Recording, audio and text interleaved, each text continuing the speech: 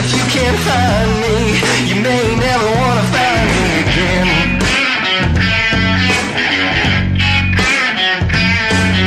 Cause people don't understand. People don't understand. People like me.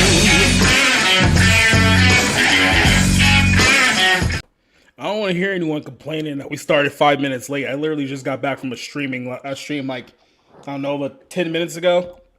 Like, just walked in my door 1 minute before 9. So I had a screening tonight for Are You There, God? My Name is Margaret, or whatever that name of that film is. So I had to sit through that for about an hour and 40 minutes, and then come back over here and join you guys for episode 43 of the Barroom Podcast. And I can see our good cast of regulars are back with us, patient with me once again. We're here on YouTube, Rumble, and on Twitter tonight. And starting off, our good buddy Rob Motto. If that's a new shirt, same shirt, what do you got on there, Rob? Oh yeah, no, it's a superhero shirt. Like I don't know, it's one of those stupid like the personalities of like each superhero. But I'm doing good. It's finally like getting to be spring out here instead of raining all the time. So it's nice to get a change in the weather. Yeah, this morning it was like 40 degrees, and then by like 10 o'clock it was 70 degrees. Like, it made no sense whatsoever. But, you know, that's living in Georgia for you. So, you know, it could be worse. Could be in Washington. Also joining us here is our good buddy Cole Classic Cage. How you doing today, Cassie? Everything's good. Lack of sleep, but hey, we're making it work for what it is, and always happy to be here with all you guys. Yeah, what shirt are you rocking here tonight? Apparently a shirt that does say hoodlum on it, so I'm a hoodlum. So yeah, that sounds about right. That's about authentic. It should be hoodling for you. There's a lot of jokes I can put there, but it's too early for that. I haven't settled in just quite yet. Also joining us here tonight is our good buddy Orange Hat Review. So I guess it's somewhere in his hallway right now. How you doing today, Orange?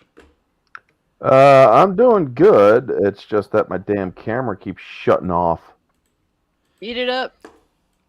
Yeah, we've had those issues before in the past. And then joining us is our good buddy C.S. Johnson, who doesn't want to show her face here on this show because she said you guys are a bunch of plebs and you guys don't deserve to see her face. So those are her words, not mine. Jacob's just trying to get me to start an OnlyFans.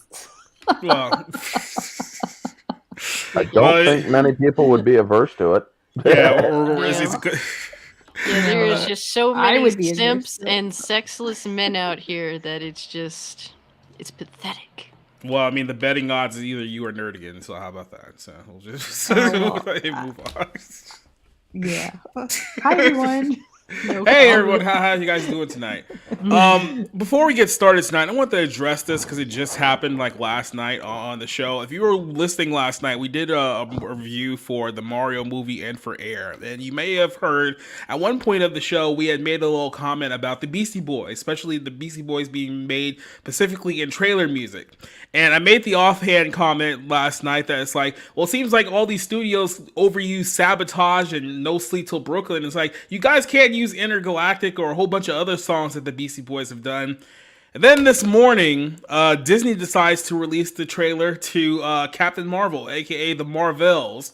And lo and behold, they use Mother Effin' Intergalactic right after I just mentioned it less than 12 hours earlier. It's like, it almost gets to a point where it's like even Hollywood still manages to amaze me, just the amount of clownery and hackery that goes on in that town right now. But it's like, yeah, so we're still using Beastie Boys trailer songs for our music now. I won't talk too much about the trailer because I think we're going to do that in more detail tomorrow night on the Black Pill stream. But Rob, did you notice that same thing when you saw the trailer leak online that we were literally just talking about Beastie Boys music in movie trailers the night before? No, I feel bad because I tend to not watch things that hit like the what is it, like Twitter trending, you know, any of those topics. So no, when I saw you post that, I was like, I thought it was very funny because you were just talking about it, and it's like, again, I'm sure they put the trailer together before our stream last night, but it just seems very apropos to have a 40-year musical reference, you know, in your modern day pop culture piece of crap. So not surprised, but it's also just like, it's so easy to predict now. It's like before a trailer starts, that it's not even just the music, you know, the elements of the movie. You almost predict what's about to come. So I'm not surprised. it's very apropos of Hollywood. Cassie, it's almost like with Vince McMahon and like AC/DC songs. It's like he only has like one reference, one band of reference over like the last 50 years. Like a little bit, hold you pull out, oh reliable. It's like I don't even know what to say anymore about this. You would think that Marvel would push like the music of the individuals that they featured, stuff like She-Hulk, but apparently that's not good enough for something like that. You got to go back to the old shit because it's better, right? That's typically how it goes. So yeah, I mean, I'm not at all interested in the Marvels, whatever the fuck it's supposed to be called, Marvels or Marvels. Shit looks like a clown show. Like I said, just real quick rundown of that trailer. It's like the girl who plays Miss Marvel seems to be the only one of any charisma whatsoever, like on screen. And you mean annoying, right? That's her character archetype, annoying. Okay, versus the other two who are just like little bricks, like Brie Larson has like the emotional range of just like a wounded cat, and then it's like the other one, Monica Rambeau, who's the dum-dum from WandaVision, who got an entire universe killed. So it's like, yeah, with her competing co-star, she's probably the best out of the three, which isn't saying much, but it's saying a lot at the same time. So I mean, I'll still go Monica Rambeau simply because the name Captain Marvel was given to her by the people.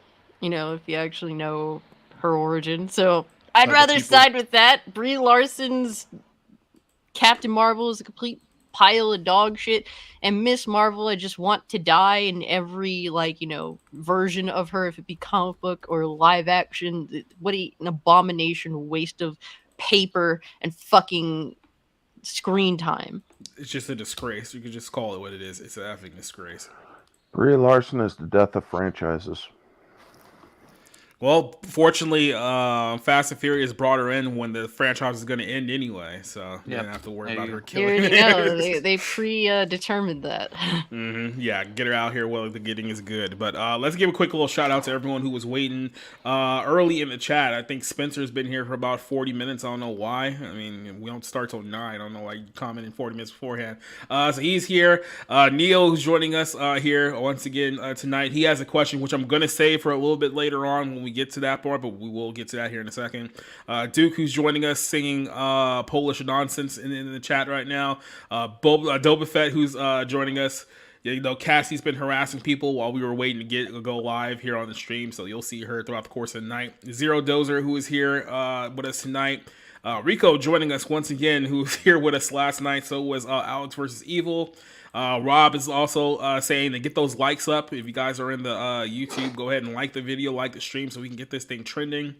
So there's a lot of things going on.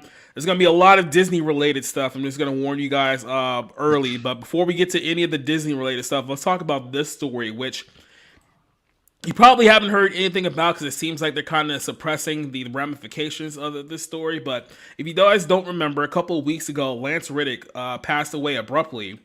Right before the premiere of John Wick 4. As you guys know, he's had a role in that film franchise for quite a while, and we finally got the answer to what the cause of death was, and his cause of death was ruled heart disease. So they just said heart disease killed him. He was 60 years old. Sad story. But now we have the attorneys and the family of Lance Reddick saying that, hold on a second, that doesn't make any sense because Lance Reddick was known to have a very healthy lifestyle, so they don't understand where the heart disease would come from. So this was a story that broke a couple days ago. And I'll read a little bit here. The official cause of death for Lance Reddick was asthmatic heart disease back in March, being openly contested by his attorney, James Hornstein, who remains unconvinced that he was the most physically fit person ever to have known to die 60 years old from hardened arteries. So Lance says that he said that Lance was the most physically fit person that I know. He exercised daily at his gym, attends extensive cardio work. His availability for gym facilities was a contractual requirement for him to work away from home, saying that he wouldn't work on a project unless he had access to a gym.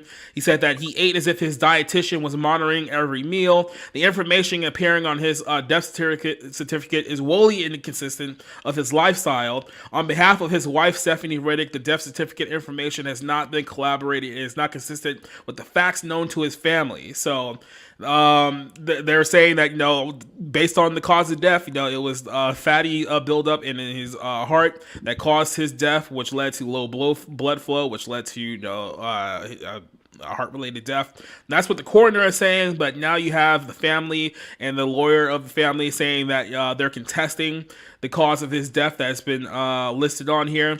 So obviously people are looking at this and they're saying, well, we all know one culprit of a lot of heart-related deaths that have been going on over the last year or so, last year and a half. So could it have anything to do with that? Here's the thing. I haven't seen anything saying regarding vaccination status. So if any of you guys have any information regarding that, shoot that over to us. But I did see a Forbes article not too long ago stating that, hey guys, all those conspiracy theorists out there are saying that it's that it's related to the jab. It's not the jab, people. Don't believe the conspiracy theorists. Now, the easiest way to debunk any kind of conspiracy theories about this topic is saying, well, did he actually get the jab or not? Because if he didn't get the jab, then you can't say that, oh, it was the jab if he never got it, right? Well, the article from Forbes that says that, oh, these conspiracy theorists are saying that's COVID vaccine, they didn't actually list whether he got the vaccine or not, which seems to be a red flag for me because, like I said, the easiest way to debunk this whole story is saying, well, he never got it. That's not the case. So based on the fact that the attorney of Lance Reddick and the family are saying, hold on a second, this doesn't sound right, is it fair to ask at this point in time that a guy who died at 60 years old, who, according to his family, was the most fit, healthiest guy we could possibly imagine, is it fair to question whether the jab was related to his death or not? I'll start with you, Rob. Yeah, taking all of that into consideration, you at least have to say it's something you have to think about. You have to mull it over because the guy, and again, it was one of the things that if you know his roles on The Wire or Oz, going back 20 years, this guy was incredibly physically fit. He was always in very good shape. And so just hearing about how he managed his diet, his exercise routine. This was well known by his business associates, lawyers, his family. And then, he basically drops dead at, I don't remember if he was 50, 60. 60. Yeah. But incredibly healthy, incredibly, takes care of himself incredibly well. So you would have to say that it's a possibility because you have to look at, okay, what changes to your health, to your lifestyle, did you undertake? So I don't know.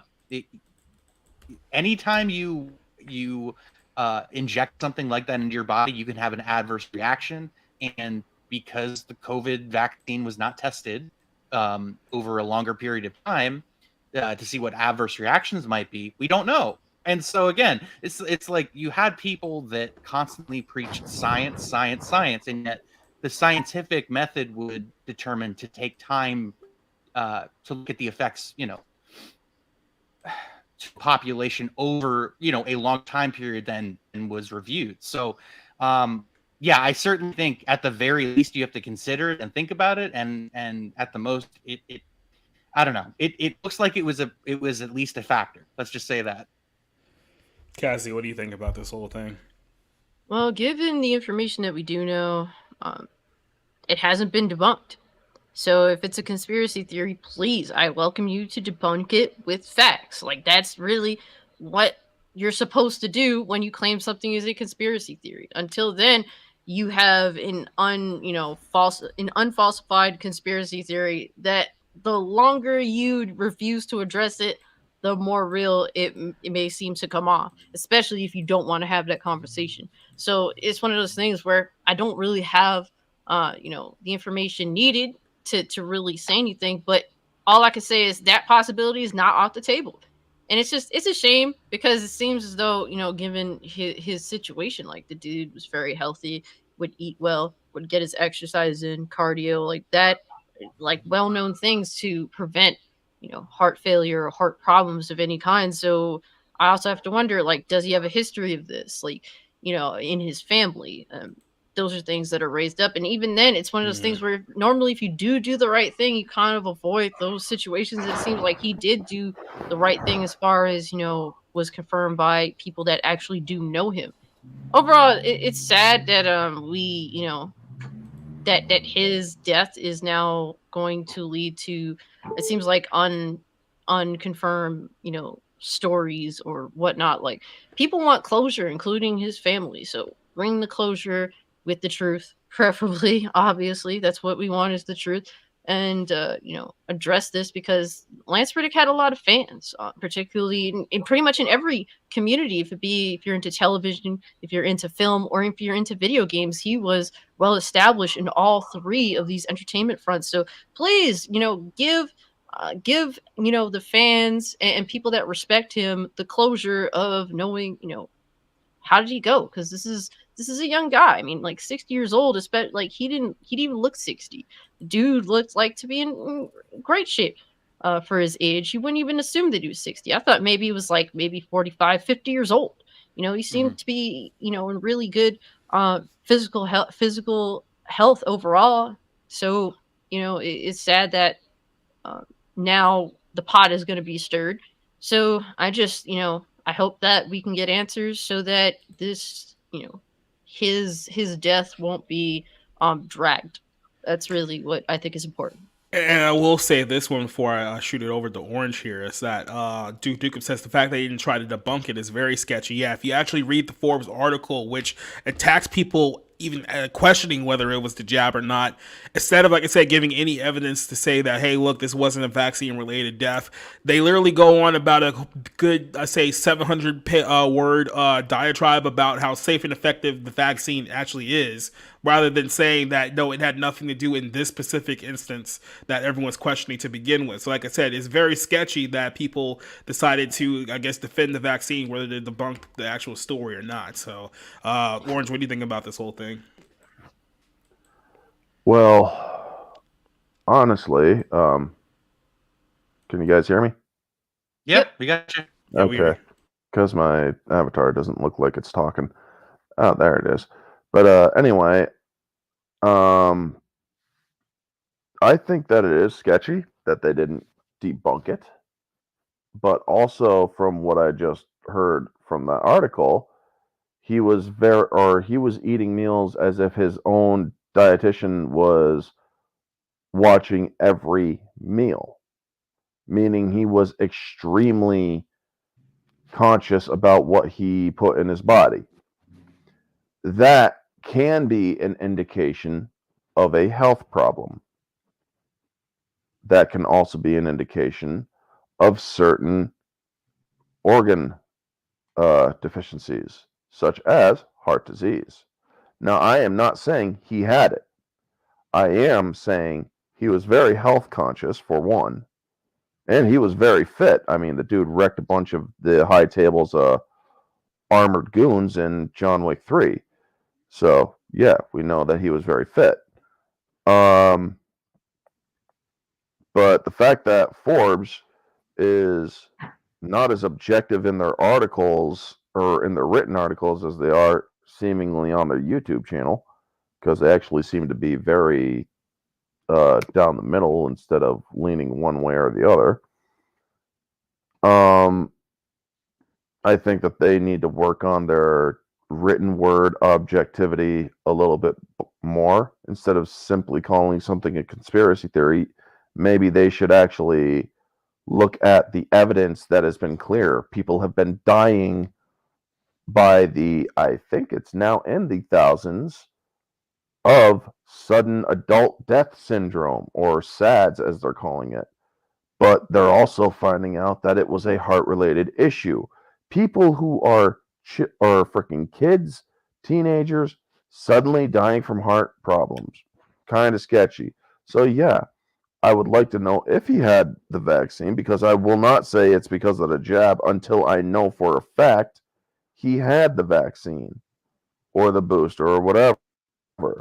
Because honestly, we don't have that information, so we can't really say anything about it.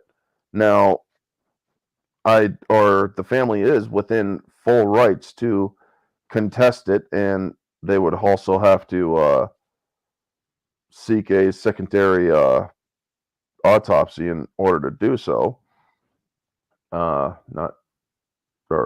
I'll tell you one thing Here's right now. the other tough part too. It's like, let's say that they do believe that it's a cover up. Do we honestly believe that any secondary autopsy that's going to come out is going to expose whether this was in fact something else rather than what they just listed it at? I feel like, to me, like, to say that They it's should just bring heart in an disease, it's the number impartial. one killer. It's like, well, we all know that exactly doesn't work in our society anymore. But it should just Oh, be, hey, look, it's heart disease. It's the number one killer. This guy died of it. Let's just all move on. Like I said, the fact that people are protesting it, it's like, look, if they truly feel like, hey, there's something wrong here, something's not up, I don't mind them for fighting. But I mean, I just have a hard time seeing that we're ever going to get that eureka moment it of, is hey, mysterious. turns out, yeah, exactly. Johnson, what It do you is think here? mysterious. Oh, well, I guess first, like, I'm looking it up. Forbes is owned by like a Hong Kong investment group, so I can kind of understand why they might not hit too hard on the vaccine sort of take on it. You say they have a stake in it? Maybe. I mean, isn't a certain country doing a like military circle around another certain part of their country? Yeah, but Or don't look too far into that one. yeah, yeah. So and I will say, like, I understand, like, the liberal desire to overcorrect sometimes for dissonance, Mm-hmm. So um I don't know. I hope they find out the truth, but I do know, like, even if you're really really healthy, it doesn't take a lot for your body to like go wrong in Yeah. some accounts. So um and I don't know. I don't know. I hope his family has peace. I mean, like, to be fair, though, I do think you should ask these questions. Look at Hollywood in general. I mean, I'd be asking, how many gay lovers does he have on the side? Or has his wife been pouring, hydrogen peroxide in his tomato soup lately? I mean, like, this is the stuff that, Yeah, Murder, She Wrote episodes were made of. to be fair too, it's like there are other instances that can lead to heart disease that just isn't just oh, that person's fat, he's gonna have heart disease. It's like excessive drinking can lead to heart disease, like smoking can lead to it. Like there are like other factors outside of just being fat that could lead to stuff like that. But I mean, we're talking about a guy here who seems to be at the most part a guy who was very let's say disciplined about his health. It doesn't seem like he would let those other factors play into it. But I mean, like I said, we just had who's the other guy from The Wire who just passed away from fentanyl overdose not too long ago. It was like Michael something. The guy who played Michael Kenneth Williams. Michael K. yeah, Williams. Yeah. Yeah, yeah. that was heartbreaking because it was like, it just them finding him one day. Yep. And it had to do with a drug overdose. And then apparently Coolio's death was ruled fentanyl overdose too. So I mean, you never really know exactly what's going on behind closed doors with someone. They could be battling something that they just don't know made public. Maybe there was something wrong that he didn't let anyone else know, which is why it was a shock to everyone else that was the cause of death. It could be that too, but like I said, we're dealing with a media that I are. will say, if he did Right. have some form of drug addiction, then the family probably wouldn't be contesting in this situation and would probably just want it to go away. Yeah. Right. And I also think if he had a history of heart disease or anything, I also think that his lawyer wouldn't be contesting this. Like I think somebody has at least some insight to be saying these things where it's like, okay, these were not concerns with Lance Reddick. So I agree, we don't have all the information, but just based on speculation, which is what the internet's great at. No, it's something at least to question. So I said it's no different than. It's no different when you hear someone, oh, we ruled his death a suicide. You go, wait a second, I know this guy. He wasn't suicidal. It's like, how is it all of a sudden he just killed himself out of the blue? Like, that doesn't make any sense to me. Maybe we should look into it. And then there's people around you that say, yeah, maybe just shut up and not talk about it. And then this is where we get to situations like this. So, any final thoughts on this one before we move over to our Disney Rama of stories here? Oh no, keep it on this topic, you may please. have been a little bit. I think you may have been more accurate in your thoughts there, because there are some things that people will keep even from their families. Maybe he did have a condition that he didn't want his family to know about, and it ended up catching up to him. Now, but as I said, I think that we should have more facts before we enter into saying it was the jab, because if we don't know his damn status, how can we make that claim, you know? Mhm. Yeah. Well, if there's a bunch of people going around murdering people from the Wire cast too, like somebody who's running for political office or something, you know, this is the kind of thing that it's like, oh, we can blame the jab. This is perfect. you know? Yeah. Yeah, I don't know where Idris Elba is right now, but he may want to stay at home for a little while because it's not going well for black guys who are on the wire. So- That's rough. But he's Black Superman. It's like 80% He's of the safe. cast, Jacob, are like black guys. So Yeah, exactly. Method Man Not probably good. should hide too. Let's move over to our first Disney story. And yes, we were mocking her a few weeks ago, but Brickface is back. Daisy Ridley is back to play Rey in a series of Star Wars movies. If you guys haven't realized, there haven't been any Star Wars movies in the last few years because, well, let's say The Last Jedi killed a lot of people's interest and everyone to see a Star Wars movie again. But they figured that, hey guys, it's been at least 5 years now, so we can go ahead and introduce a new Star Wars cast. And No. here we go. Lucasfilm and Disney tripling down, quadrupling down on the Force is female, the future is female. We are going to have female-led Star Wars properties, and there's nothing that you can do about it. Now, the female part of this will come up a little bit later on too, but this was the big story that broke last week. That Daisy Ridley is back. She will return as Rey Skywalker. She's gonna return it. Pronounced it. It's Palpatine. You know, so. Oh yeah, right. Because she's Yeah. Palpatine's daughter. Like, oh, God, they ruined this whole thing so badly. It was like they literally pulled that whole third movie out of their butt, and it's like, oh, she's a Palpatine Skywalker thing now. She's great. Yeah, Lucasfilms continues to confirm the long-time Star Wars fans that the company is creative bankrupt, and as a company has recently announced that they're going to be making a new Star Wars film focused on Daisy Ridley's Rey. They do plan on doing at least a trilogy. Now, from what I heard, that she's going to be involved at least one of the 3 movies, but I have a hard time believing that she won't end up being involved in all 3 at some point in time, because, you know, Rey is their central idol as far as Lucasfilms goes. But the new film, Kennedy insert. Just yeah, as you can see, is that the other picture or the other? Yeah, there's the picture right here of Miss Kathleen Kennedy. We'll keep her up here for a second. This film will be directed by Charmin Oboy Chinoy, whatever. I don't know what country that's from. Not gonna work According here to the exactly official blog will feature Daisy Ridley back as Rey as she rebuilds the new Jedi Order. The press release, Kennedy revealed that Star Wars will head into the future with a future set 15 years after the events of The Rise of the Skywalker, which is the last film that Disney did, and that they'll be telling a story rebuilding the new Jedi Order, and that the powers that rise to tear it down. The director was delighted fans by welcoming Daisy Ridley to the stage, confirming that she'll be reprising her role in the upcoming film. I think it was last week on the Black Pill stream, maybe like the week before that, I was literally saying, yeah, what has Daisy really done outside of Star Wars? I think her upcoming movie is like Waking Up Ready to Die or something like that, something along those lines. We were making fun of it, and then like literally 2 days later they made this announcement. So Kennedy continued by saying that we're 15 years out from the Rise of Skywalker, and we're going to be kind of a post-war, post-First Order, and the Jedi are in disarray, so we're basically just restarting from fresh from where we were at the beginning of the first movie of the trilogy. And then there's going to be a lot of discussions around who are the Jedi, what are they doing, and the state of the galaxy, and she's attempting to rebuild the Jedi Order based on the books, based on what she promised Luke. He said that's where we're going. So this is the future of Star Wars. There's a whole bunch of other things we can sprout out on this story here, but I'm just going to hold it there for a second.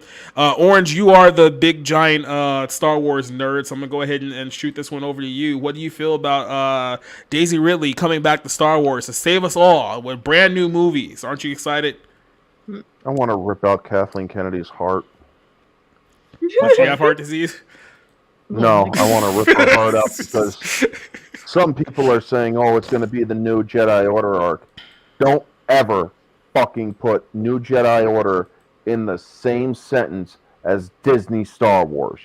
The new Jedi Order, for those of you who don't know, is the most respected and well written, and also among a lot of EU fans, the top favorite series of books in the entirety of the EU, which spans a good 25,000 years. How many years Well, does the frickin' Disney canon span? Maybe 1,000 or two. But yeah, Daisy Ridley coming back. I've honestly matured in my growth as a YouTuber where I will say it's not Daisy Ridley's fault. She may be a good actor with the right direction. Her character was written terribly.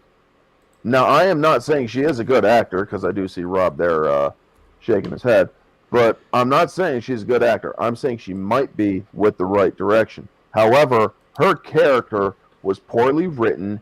Nobody wants to see anything that has anything to do with the sequels. Yeah, you got your fucking shills with the Mandalorians and the other shows on Disney Plus, but to basically say, oh, the new Jedi Order, I've been saying it on my other account, the Valkorian account.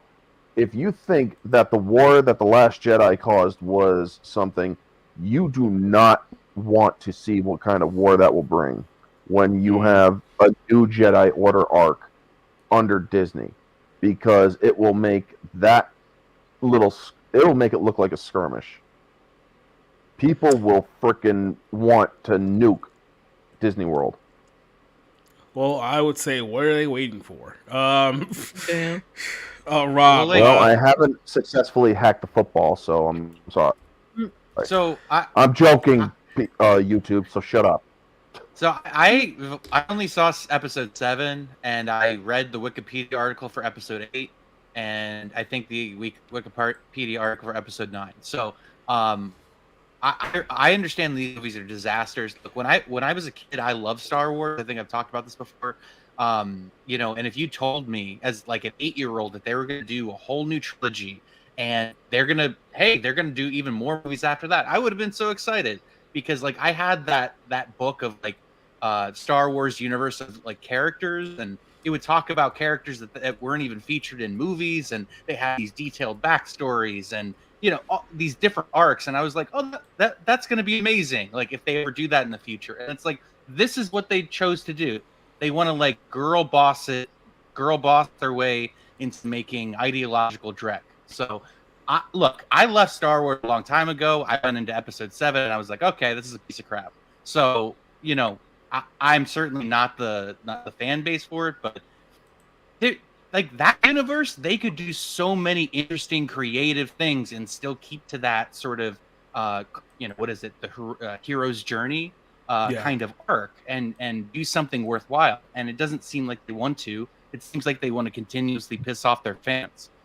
Daisy Ridley was good in one thing, and it was at the end of, what is it, season 1 of this British show called Toast of London. She literally plays a theater hand. She has like 2 lines, and she's adequate.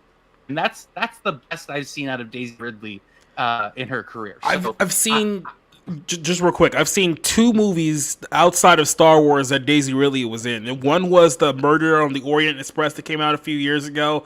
She was okay in that, I guess, but the movie itself wasn't very good. And then she was in that awful movie. What was that, Chaos Walking or something like that, with Tom Holland a few years ago? That was like one of my worst films of the entire year. I was like, it was literally a planet about how men killed all the women because the women can listen to their thoughts and the men couldn't handle it. That was the whole plot of the film. Those are the only 2 movies I've seen her in outside of Star Wars. So yeah, I don't see anything here that says that she was going to have a great career to begin with. And clearly she didn't, because after 5 years she accomplished nothing outside of Star Wars, and now she's back. Do you guys Disney think... get the message though? Didn't they get the message that fans don't want her? Don't want this version of Star Wars? They don't care. They don't care. Kathleen Kennedy does not care.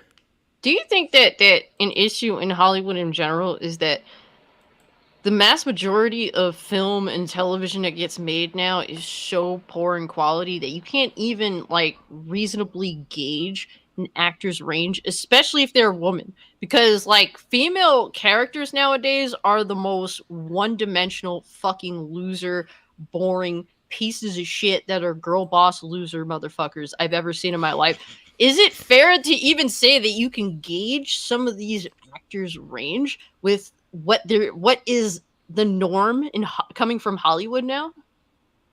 No, like what is even the benchmark of a quote unquote good actor now? Because we don't even have good writers or good directors. So it's like you don't have any kind of script that can bring the best out of an actor anymore. That no longer exists because you're hiring people from like Rick and Morty and Robot Chicken to write this crap, and then you don't have directors anymore because directors are traffic guards by the studios because Disney's handing you the script saying, "Here, make this." They try to put any kind of like artistic spin on the script, they'll pull you out and get somebody else. Like, how many people have walked away from Disney Star Wars films over the last 10 years because Disney, especially Kathleen Kennedy, wouldn't let them do what they wanted to do in the first place?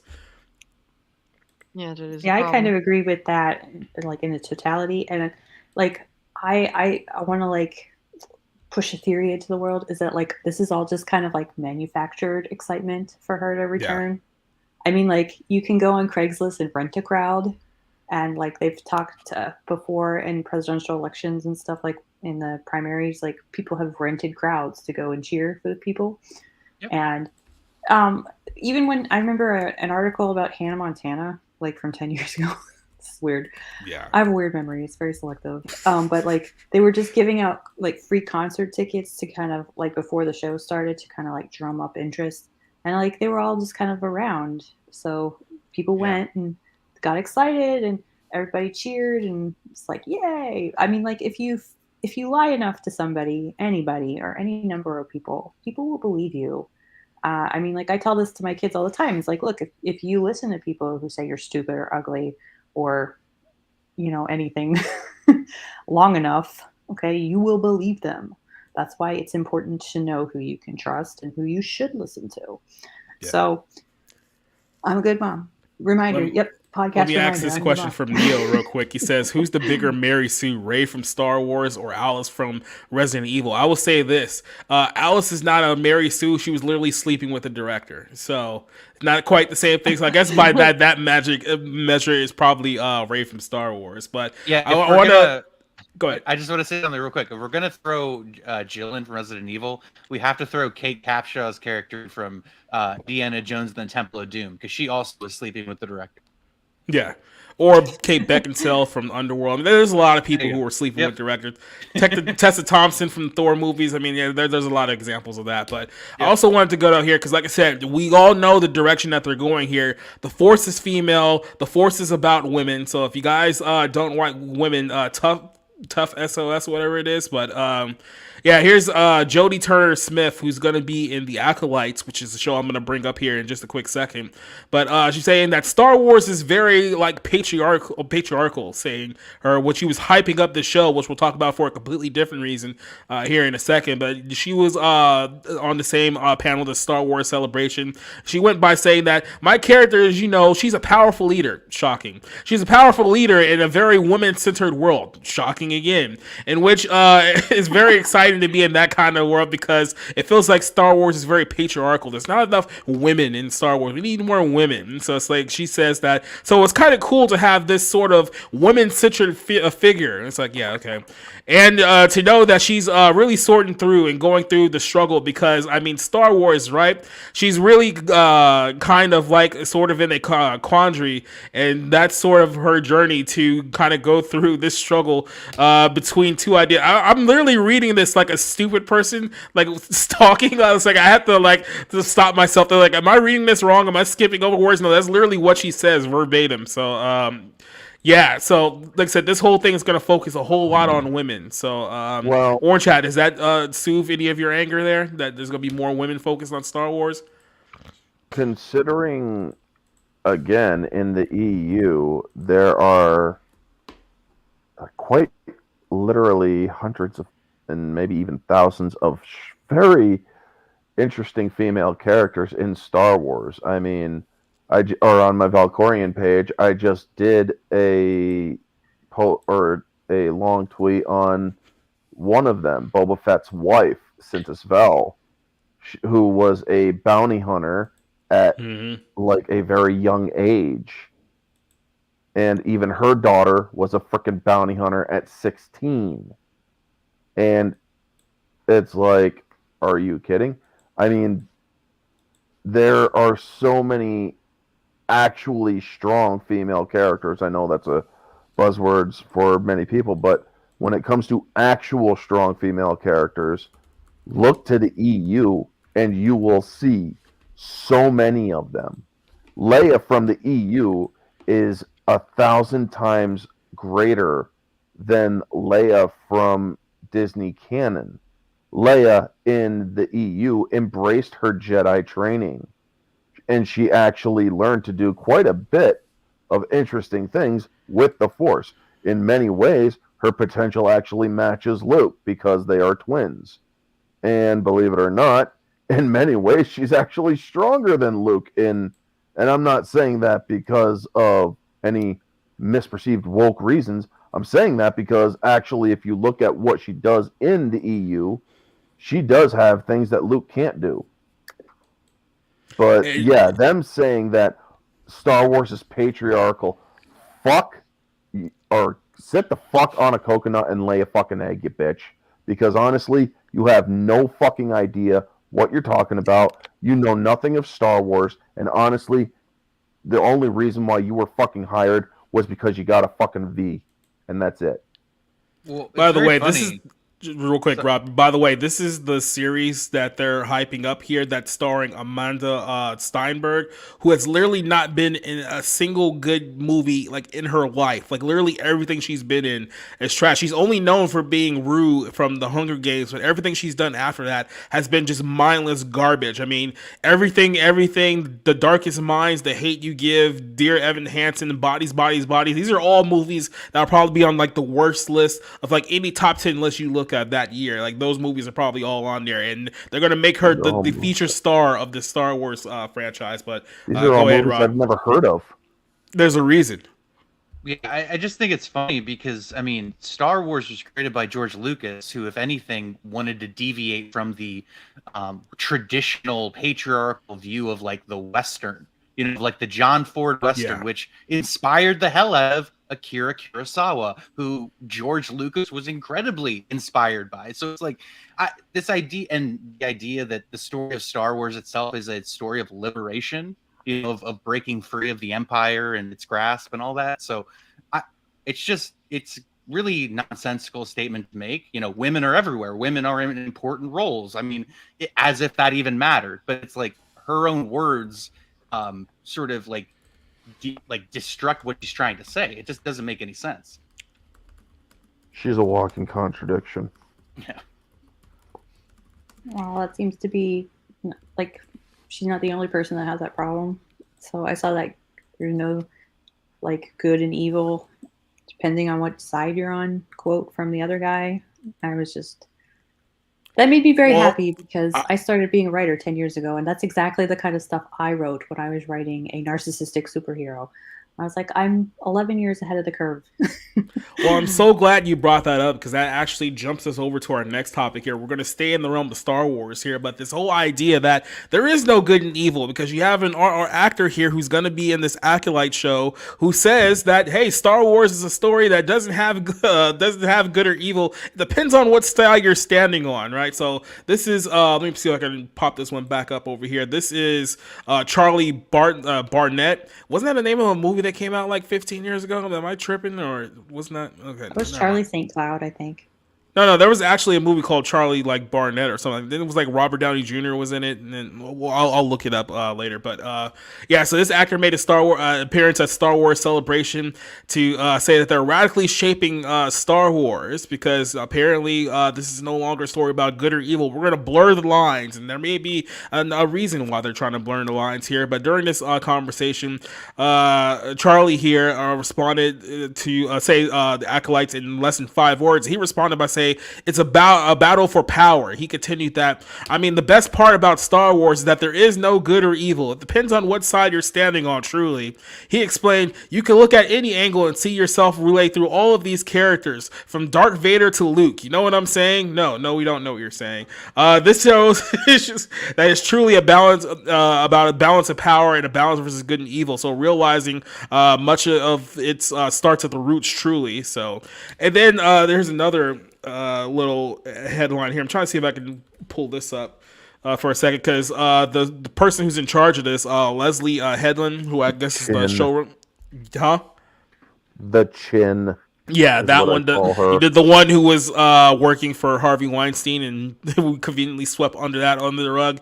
It said that this story is going to tell a story from the perspective of the villains. So this is, I guess, a sort of show about bad people. She says that I think one of the things I would be hopeful to put it in this perspective is that we're at the end of the High Republic era. We're moving on to George's era of the Phantom Menace. He says, so my question became as a fan when I initially pitched the show to Kathleen Kennedy, which was an original idea with new characters not connecting to the Skywalker saga or any existing characters in the High Republic. She continues, he says, what I wanted to introduce to the fans is the concept of how to reconcile the Jedi at the height of their power. The galaxy is the height of the age of the Enlightenment and peace, and who George says they became at the top at the Phantom Menace. And to me, this is why you don't tell a story from a Star Wars perspective of the villains or the bad guys. If those bad guys are outnumbered at this point, and that means that you get an opportunity to see how the Jedi very stubbornly go from where they're in the High Republic and the Old Republic to to who they became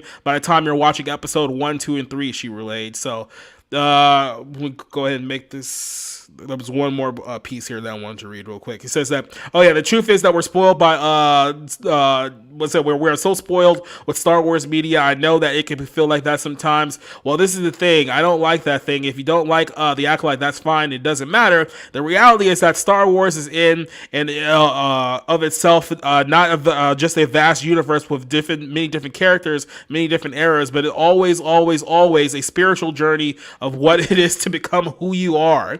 And that's why I'm saying that I am so overwhelmed and grateful to be here, beyond overwhelmed and grateful to be allowed to be a filmmaker, to experience what it's like to actually tactically make something of this world, and beyond my wildest dream. I can't wait to show you guys more. I wish that I could. So she's continuing to hype up the show here, but we've seen this a lot with a lot of television shows and movies now, where everything has to operate in this line of gray, where it can't be black and white anymore. It can't be that one side's bad and one side's good. No, we have to blur the lines of what good and evil means anymore. And I have a little secret suspicion of why that is, but I want to start off with Rob here. Hearing that, do you like storytelling that's in that shade of gray? Do you actually like black and white storytelling? Because maybe it makes more sense to have it like that.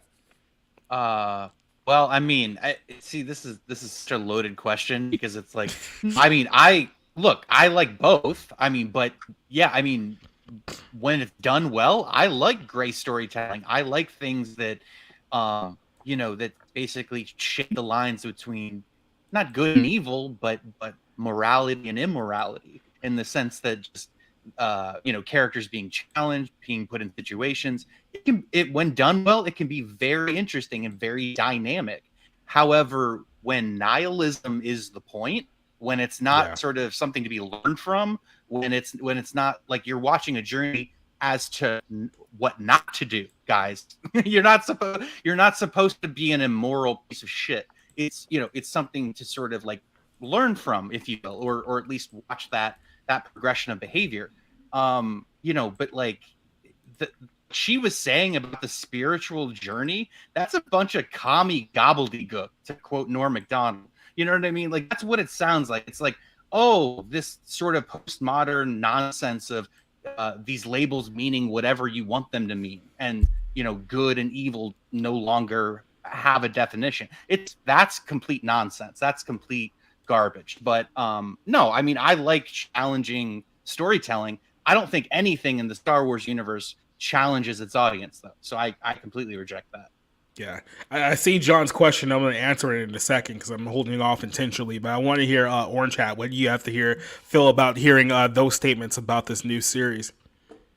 Well, I think that this person may have misinterpreted something that George Lucas said in the audio commentary of Episode 3, because it is about good and evil. However, Palpatine, in his own mind, thought that he was doing good and that the Jedi were evil. And even Anakin himself knew that what he was doing was morally wrong. However, he was doing it for what he believed to be right. Now, them saying that it's such a spiritual journey, no, it really isn't. It was meant, or Star Wars was meant to be a revolutionized way of looking at movies and a revolutionary way of making movies. Star Wars literally changed the way people look at movies back in 77 because they're like, what the hell is this awesome thing that we are seeing before us? Why haven't movies been like this before?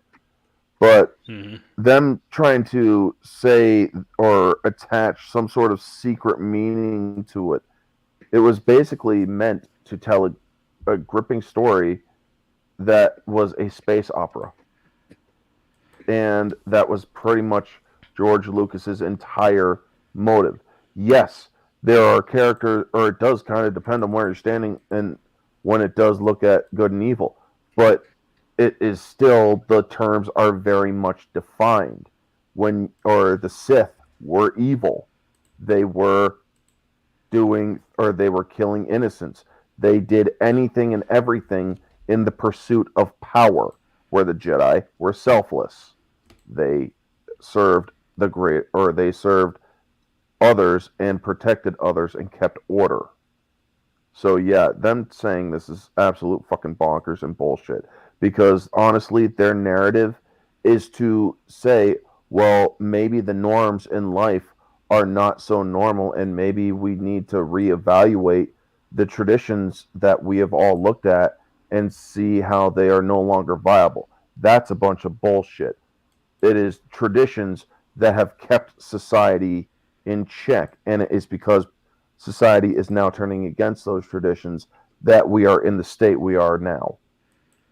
Yep, like I said, I think there's a reason why they're trying to blur things to a great. Cause like, here's the way that I look at it, and then, like I said, we've seen this in movies and TV shows before, so this isn't like some kind of original idea that this person has come up with. This is kind of the idea, like this pro-nihilism movement that we're seeing here, where I think it was who would just mention this, or I think it's Neo who mentioned this. If you look at the film, what was it, Everything Everywhere All at Once, the reason why that got so much acclaim was because the essential stance of the film is kind of like a neo-nihilistic message, right? About how nothing really matters, so just do whatever you want because who cares at the end of the day, right? And I feel like that's one half of it. I think the other half of it is that they're trying to blur the lines of good and evil, because when you're representing a side that's evil and you're trying to convince people that it's actually good, you have to blur the lines, right? That's the only way that you can make things like make sense if that's what you're trying to do. And I feel like a lot of these people that we're seeing in kind of like public images now is they're promoting a lot of degeneracy, they're promoting a lot of immorality, and they're trying to do it from the perspective of, oh, what we're doing is actually good, and anyone who opposes us is actually bad, right? So when you have this whole movement of, oh yeah, trans kids, and Daniel Radcliffe saying that, oh, these children are old enough and wise enough to make their own decisions about who they are as people and stuff like that. When you hear that and you know that it's wrong, well, they have to kind of flip the script on you by saying, no, we're actually the good guys in this scenario and you're the ones that are wrong. So now we have this whole movement where anything that we know is inherently good is actually bad, and everything that we know is inherently bad is actually good. They're intentionally trying to confuse people into thinking that their stance is somehow the righteous one, and they're the ones that are coming from a sense of righteousness when they're really coming from a sense of wickedness. Johnson, do you agree with that assessment? Yes, I would also add that it's the deliberate confusion. It is deliberate, yeah. Yeah. The difference between like good and evil, this idea of like yin and yang and the dichotomy between the light and the dark is embracing the chaos versus contemplating order. Mm-hmm. And like see, I disagree about the spiritual side, because like if you have this idea of good and evil, and hats off to you, Sam, if you're out there listening to me from like 15 years ago, but he asked me before about this kind of concept: is good the absence of evil, or is evil the absence of good? And the thing is like, I was like a teenager back then, and if I could answer that all over again, I'd be like, but see, like, that is what is, if that makes sense. Like, there is good, there is evil, and good is the starting point from a spiritual side of view. I mean, this is like, in the beginning, God created light and world and order, and he said it was good. Good is the starting point for a lot of this. And then bad stuff, I think it's become almost like a meme now because of Rings of Power, but like Tolkien saying that evil cannot create anything. I can only corrupt what is good. And this is kind of the dynamic that you see at play, and it does have that postmodern element to it. Well, it was like, well, Lizzo can be just as stunning, brave, and gorgeous as Yep. We need to Jelly roll. redefine those beauty Right. standards, right? That's what everything is about. We need to redefine what we already know because, like I said, we already know what these standards are. We know what's right and wrong. We know what is good looking, what's not good looking. No, you need to change how you think, so that way our Yeah. worldview looks better in comparison. We have to change Yeah, you. and it's perfectly acceptable to kill your children if you want your independence. And it's perfectly okay to say that you're this thing, even if you're not this thing, because that's who you feel like you are. I mean, like, I watched, like, understanding the historical context of Star Wars is very important too, because part of the reason that it had such a lasting effect is because it brought in more Eastern European kind of philosophies and stuff, where the West has been traditionally just Western. The West is based on knowledge as authority. The East is built on authority as authority. And there's a lot of spirituality, like even the Hinduism, the Buddhism, the kind of social dynamics that are at play at that brought in, and those conversations were, opened and started. Today, though, like, we have like this overabundance of feelings, and like, I have to explain to my children, like, your feelings can be wrong, like when you wake up at night at 3 o'clock in the morning and you feel like somebody's going to kill you, they're just outside your window. Somebody's going to rob you then versus like at 5 o'clock in the afternoon. Your feelings can be wrong. And so I have to like be quiet when we watch A New Hope, and Obi-Wan says, trust your feelings. And I'm like, he's not talking about feelings. He's talking about his trained feelings. But no, that's I could go on another a thing. whole tangent of this. That's said. Like, people always try to feel like, oh, well, he said this one thing, which means that he's affirming transgender. Like, what? How did you even come to that conclusion? That why? Like, these people are so narcissistic. They think that anything is like some kind of like code word, like affirming their beliefs. It's like they're so desperate for validation. Yeah, their selfishness will get in the way of sacrifice, and that is the point of the Jedi Order: is to live for other people, to serve other people, to use the talents that you have to bring balance and peace and understanding to the world. And like, the other side of this too is like in Mere Christianity, C.S. Lewis talks about like when you have a virtue and it conflicts with another virtue. Okay, objective good will tell you what key to kind of like push there. It's almost like God's piano. Yeah. So like, for example, like the idea of justice. Okay, the idea of justice versus love. Like, if someone you love is attacked, like, I think Liam Neeson like got a lot of flack a few years ago because he said that like a black woman had assaulted his wife or something, and he just felt like he needed to go around and like he just hated the sight of black people or something. Was Liam Neeson said that? Yeah. It was something along the lines of like his friend got raped or beaten by like a black person, so he tried to go out and find the first black person he could, and it's funny how this is like love versus justice, because he loved his friend, he felt bad, but justice is and it was misdirected. So you can have these good things that are used in bad ways to misguided ends, and everything I said is like the college textbook edition that these people will never read.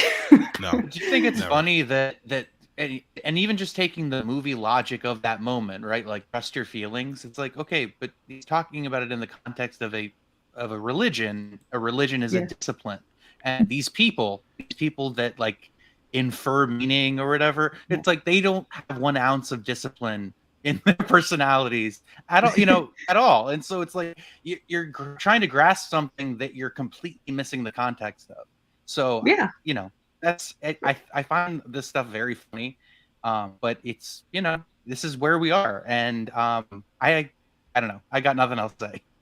You know that scene in My Cousin Vinny where the prosecution gives like their thoughts to the jury, and then Vinny just gets up, walks up to the jury, and says, "Everything that guy just said is bullshit. Thank you." And then he goes and sits back down. That's how I felt when you read that to me, like out loud. Yeah. It like everything that individual said literally is like the opposite of what it's antithetical to Star Wars itself. Clearly they absolutely hate what Star Wars is, and they want to bastardize and use the property that is great because of what it is and turn it into their own. And a lot of that is in a sense manipulative because I mean these people, everything to them is their worldview, and to take this art and perverse it to adapt their mentally deranged worldview. Of course they're going to do that. That's their calling in life. That's their religion. That's what they think that they will go to, that they will go to their version of whatever fucking afterlife, like they whatever this is their calling in life to do, because they are the most worthless human beings on planet Earth. This is the most worthless period of entertainment, I think, possibly in all of like entertainment history. There is nothing of importance here, but there's a bunch of narcissistic piece of shit motherfuckers that really have told themselves that this is their life calling, that this is what is the most important thing in their life to achieve. And in the grand scheme of things, all it does is destroy. These people are not creators of anything. All they are destroyers. Like parasites. Rob, I'll leave this. I want to leave this question to you, then we can wrap up this topic. I said, what do you feel about the people's counter argument about what the media says have a great morality? And he's talking about films like Watchmen, Spec Ops, Princess Mononoke. So this is kind of on to you. So Princess Mononoke. Yeah, whatever. Yeah. Well, I mean, I think we've already established I'm not good at pronouncing shit. So, well, I think a lot of movies. Especially a lot of movies I like that have a darker worldview or follow a character on a darker path. They're more cautionary tales. They're more sort of observing it from and sort of exploring these things. Look, art does not necessarily explore all positive, rainbows and unicorns, feeling as an array of feelings. I mean, there's some really disturbing places it can go and ask some really fucked up questions. I really like that stuff. Now, if I don't necessarily put a value on it, but yeah, it should have a sort of a perspective. It should give you a vision of, what this character is going through, what they're dealing with, why they might make the decisions they make. There should be a point, basically. It shouldn't just be nihilistic for its own sake, so and we can talk about individual movies or whatever, which I'm better at, but yeah, I like movies that go to dark places because it challenges the viewer. It challenges you to maybe put yourself in a situation you never thought of. Yeah, well, I mean, like one of the best movies for this is that movie with Demi Moore and Woody Harrelson and Robert Redford, right? With the money and the gambling or something, where she sleeps with him for $1 million bucks. There you go. I forgot what it was called. It's in my HBO Max list. I actually am avoiding watching it. So. Oh, okay. Well, my guardian angel has your number, I guess, Rob. Yeah. This is like part of the thing. Like all movies present like options for your protagonists, your characters, okay? And we want them to make the best choice there. You can still cling to hope and believe in something greater than all the evil that you see around. This is true. And when you have like a lot of what's gray morality here, a lot of it is just pitting two kind of like idealized versions of what people consider good together. Like in Princess Mononoke, like Lady Eboshi is trying to like enrich her city by like the mining of the iron, and it's disrupting the environment, right? And all the like the little ghosts and the forest creatures are upset by this. and they're trying to find the Force spirit to like settle things. And of course, spoiler, Lady Boshi like ends up killing him, but he also sort of resurrects at the end at the same time. So, and the again, the other side of it is like the environmentalism is coming in, and you can't destroy all these creatures' homes. So there are two opposing worldviews that are both doing it. One's doing it to enrich the town, one of it's to keep the forest safe, because everybody's got to live. And they do a really good job of kind of bringing it to a climax, and the denouement is really good. It kind of leaves you wondering what will happen in the future, and that's kind of what like Disney Star Wars could do on some level, but I don't think that they're that smart, and I don't think they're that capable. So, well, one more thing, the topic of nihilism was brought up, and our Star Wars has actually touched on nihilism in the EU. Knights of the Old Republic 2, literally a Sith Lord named Darth Nihilus, who was basically a nihilist, quite literally, because nihilism only ends when is only good for destroying everything and having nothing left at all. And it only shows that is never a viable path to go down. So whenever anybody talks about nihilism, it's like, you've lost literally all hope for your life, and I pity you to the highest extent. Yeah.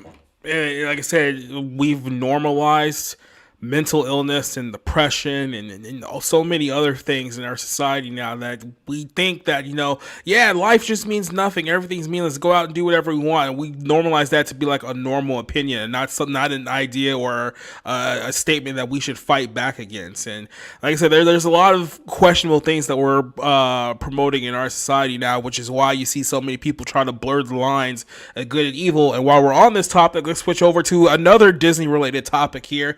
I'm not sure if anyone heard about this. I know I'm working on the story now, but did you guys know that Disney Plus has apparently greenlit a show about a pregnant teen who falls in love with Satan and has his baby? Yeah. No. Jesus, are they actually trying to do an alternate take of End of Days? I don't know what they're doing, or let's figure it out here for a second, because this one came to me and I thought to myself, okay, this has to be like a joke, right? Disney Plus is greenlighting this, but nope, here's a story from Deadline right here. Disney Plus has unveiled a German original about a teenager who falls in love with Satan or the devil from the team behind Netflix's How to Sell Drugs Online Fast. So the story, Pauline, follows a protagonist who is 18 years old who accidentally becomes pregnant from a one-night stand. With school stress, climate crisis, and the downfall of society weighing heavily on her mind, something that she doesn't need at all right now is catching feelings, especially after her one-night stand, Lucas, who turns out to be the devil himself. So this is something that is being promoted on a Disney back platform. They're just hitting all the home runs, if you know the Red Letter Media quote here. For a long time, the series has been and still remains a project very close to our hearts, the German director says. We're thrilled that Disney Plus loves this coming of age story as much as we do, and that we've been able to begin filming with such an amazing cast and crew. The show stars a diverse cast of up-and-coming young actors. Disney Plus is prepping the launch for its first ever German original, Saxon, which will include Deutschland 83. So, okay, just a little tidbit here. This isn't an American show. This is apparently coming out on their German platform, but they're still processing it here. I feel like what they're doing here is that they're testing the waters in Germany to see if they want to do an American adaptation of this show, to see how well the waters go here. But this is exactly what I was talking about here, about blurring the lines of how you have to pretend like things that are good are now bad, and now things that are bad are now good. This is not the first show that's tried to romanticize Satan to be like this character is like, oh, well, I mean, he just falls in love with a girl. He's not really that bad of a guy when it's like, this is where we're going and this is what we're doing, and Disney is backing it on all fronts. Rob, is this something that you're going to add to your Disney Plus watch list? Because I know you had a great reaction when I was describing the show. I can't believe this exists. I mean, and I like some out there shit. I like, creative, crazy shit, like whatever. This is just like it's so obviously depraved. It's Yeah. like we're going to push the envelope because we can, and just to sort of like upset what traditionalism or Christianity. I'm trying to see this in a non-religious way, whatever, and it's hard when the devil's involved. Yeah. It's really difficult. Look, I thought it was try bad not enough. to think of it as the revelations in the times that it probably is. Well, so it was bad enough with Cruella and Maleficent and turning the Disney villains into like having their anti-hero arc or whatever. And now it's like, oh yeah, so I'm sorry. She's pregnant and she's in a relationship with Satan. Is that my understanding? Yeah, she got knocked up by Satan in a one-night stand, and now they're going to have to develop some kind of relations. And yeah. So Germany went through some cultural changes 100 years ago during the Weimar Republic, where they were up to all kinds of weird shit there. And then, they went through some social changes. So all I would say is, just keep an eye on Germany. It has a history of going through some radical changes. But no, add Turkey to your list too. They probably keep an eye on them as well. I have never seen a Disney Plus show. I've never subscribed to the service. I'm very happy for that fact. But there's nothing in this article that's obviously going to make me watch this or get me to subscribe or be interested in the stuff they produce, because it's like they're really going off the deep end. They're really trying to alienate families, aren't they? Because what this is not how you put those people in. What this reminds me of, in terms of its perverse thought process, is Cuties. That's what it reminds me of. That the same sort of lack of care or self-awareness. It is just perverse in nature. And it's one of those things where, I mean, maybe if this was like an anime that's for, teenagers, anime has a way of making stupid shit or poor decision making sort Absurdist. of not so serious. Yeah, exactly. It becomes an absurdist thing to where even some crazy concepts in anime don't come off in that sort of manner that they are presented. So maybe if this was a Japanese anime, they would handle it in a way that doesn't come off, the way we in the West kind of make these sorts of conversations come off. And when you say a European country's behind this, once again, just like Cuties, but with Cuties, it was a French, product. And so, just real quick, it feels like they're, like I said, all of these deprived projects that are coming out overseas, but they're getting platform here in the United States. It feels like the excuse for it always is, oh, it's from a different country, it's from a different culture. So it's like, hey, we can't judge art that's not from the United States. We can't be bigots or anything. And it's like, yeah, well, if Saudi Arabia created a show about throwing gay people off of roofs and then pissing on their bodies, we wouldn't be sitting here saying, hey, come on, guys, this is a different culture. We can't just judge things that are not from the United States. It's like, come on, that excuse only goes so far when you know exactly what they're doing. Yeah, especially German when you choose to entertainment. endorse it. WWE Smashdown. German entertainment has come up with some seriously twisted shit. Have any of you seen the show Dark? No. I've heard of it. Yeah, I've heard of it. It was on Netflix. Spoiler alert. There's a character who gives birth to her daughter, in which her daughter later gives birth to her mother. It is a freaking very twisted cycle of time travel in this show, where also one of the main characters is sleeping with his aunt, but the aunt happens to be from or in the same time period, but it's weird time travel shit. And I'm like, why the fuck did somebody tell me to watch this shit? This shit is nuts. But yeah, if the freaking devil is knocking up a baby, it's like, I saw this movie. It was called End of Days. However, that had a happy ending. Yeah. Not to mention them romanticizing stuff like this. They already did that. It was called Lucifer. For fuck's sake. where the main character got knocked up by the devil and had a kid with weird glassy angel wings. But they really didn't need to make that season. Or show. Or true. Is there any chance this is like Blazing Saddles? Is is Blazing Saddles was a masterpiece. Don't you dare say anything otherwise. Yeah, Blazing Saddles is also satire. This is not the a thing satire. is, this is coming to Disney Plus. Now, if this was something on a more mature platform, it can, it wouldn't seem as genuinely perverse as it is. But this is coming to a relatively child platform, a very child-centric, kids-friendly platform. Like, this is going to be.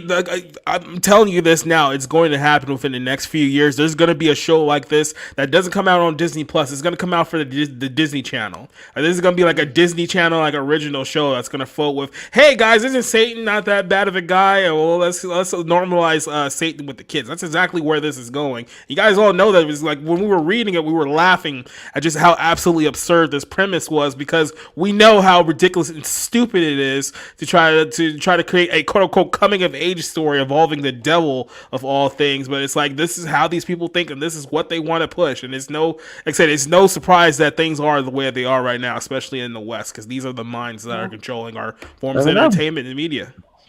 I will say, like if it was some kind of satire comedy where, like on feminism, where she fell in love, had a one-night stand, and then she got pregnant, and then she was like, well, let me see what the father can offer me, like some kind of gold digger, and then she ends up killing him and becoming Queen of Hell. I think that would be kind of funny. It's not a coming-of-age story, though, so... it sounds like a Rebel Wilson like comedy movie, or like maybe an Amy Schumer comedy movie or something like those lines. But this is not that at all. Yeah, so I reject this on like audience like appropriate levelness and stuff. So and also notice how they're throwing in those other things like the climate crisis and all the other stuff thrown in there as well. Right? That is something that has been creeping up in fiction. Like I've told my kids today, like you're not allowed to like read anything that's new. They're reading stuff that I saved from my childhood, because my sister, like she read we read Nancy Drew when I was growing up. So I got the series that I read growing up, and my kids went to my sister's house for a while, and she got an audiobook from like a Nancy Drew Christmas and started talking about environmentalism through it. And I looked at my sister and she's like, what? She doesn't have kids. She doesn't get that it's like, this is not something that you need to terrify my kids with. Okay. Yeah. So we had a nice talk about that, where it's like, kids don't need to be, what are my kids going to do to solve the climate crisis? Okay. People are worried about cow farts. Why are people not worried about people farts? Okay. Like there's nothing that my kids do. Cows don't fart, believe it or not.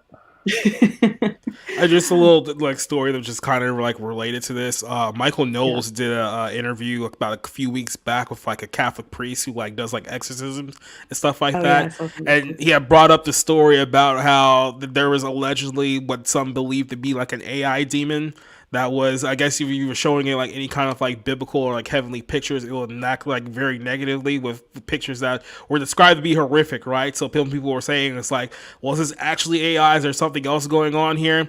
Then literally the day after I heard that story, that was the story that broke, that pretty sure you guys heard about the AI bot talking to the guy who was worried about quote unquote climate change. And then the AI bot convinced him to kill himself just a few days later. And I'm thinking to myself, like, it feels like there's the end of their worldview progression, though. Yeah, I mean that's it. Just kill yourself. Done. So. But that's and I don't know how many of you saw the movie. Maybe none of you did. But there's this movie called First Reformed, where Ethan Hawke plays kind of a priest going through this crisis because he sort of becomes enraptured by the climate crisis and how am I supposed to be steward of God if the world is ending and his creation, and shouldn't I do something about it? And it's this movie where this guy basically loses his shit and his faith. Well, I will say that's probably what happened, because any Christian will tell you God is the one that sustains the world, and as long as he's there and he's sustaining it, we'll be fine. And I always tell people, what if you aborted somebody that was supposed to help the climate crisis here? Okay. So think about your responsibility in this. I'll worry about mine. I want to say one more thing. It's slightly related. There's this book by Michael Crichton who passed away some years ago, but called State of Fear. I read it when I believed in climate change, and it basically outlined if climate change was a hoax, this is basically how they could do it in terms of lying to you with data and all this stuff. And like, I think about that book all the time because it's a great book, but also just like it's creepy. And I kind of now see that where it's like, I literally look, I think that yes, we affect the environment, but that we need to give the government millions of dollars or like, we need to sort of like be more environmentally conscious when, it's I've a worked huge in money government grab. schools. Yep. I have family that works for the government. I can tell you they waste a crap ton of money. Oh yeah, So. they're the most inefficient group. And this is why it's like the most inefficient, group of people is a government body. Yeah, and like there was a few years ago, there's actually this like high school chemist that made an enzyme that was able to like eat plastic, and it's like, why aren't you like selling this to some poor country or something? It's like there's so many steps that people want to talk about, and it's like that's just it. A Christian who believes in the Bible though will not say we're going to cause the end of the world. The end of the world will happen when God ordains it. So so yeah. And I'm expecting the rapture first, frankly. So for my mom's sake, I think more than me. But that's a point I can argue with John later. Bring it on. Let's bring it on. I'm ready. We may have to talk about this off air, but there was a version of the Book of Revelations, the last days in the Quran, which kind of opened my eyes to something. But we'll save that for another discussion because I think we have enough depressing stories to fill us up for one day. I don't think we need to go quite that far after following up a story about Disney making a teenage show about falling in love with and having sex with the devil. Yeah. Any other last topics on this one before we move on to our closer here? I'm just kind of amused by this because I feel like it will help sink them further and faster. So. Yep, like I said, Disney. There's no saving Disney at this point. We shouldn't even try. Let's just put it that way. So I think there was a few like moments where we had like that tentative hope that it could be saved and that it could turn around, and that good things would happen again. But it's not this generation. I saw the Indy 5 trailer, and I mean, like, it just feels bad. Like, look, it just makes me feel bad because, I even tweeted it out. I mean, Hollywood's got like a generation and a half full of deadbeat dads and lost children, people who are repeatedly traumatized, the casting couch, this horrible legacy that undermines a lot of the golden age of art. And they're not going to be able to write a good, strong father figure or a good male lead. How many of these people even know a good male role model besides, of course, our loving president, So, yep. And his ice cream. Yep.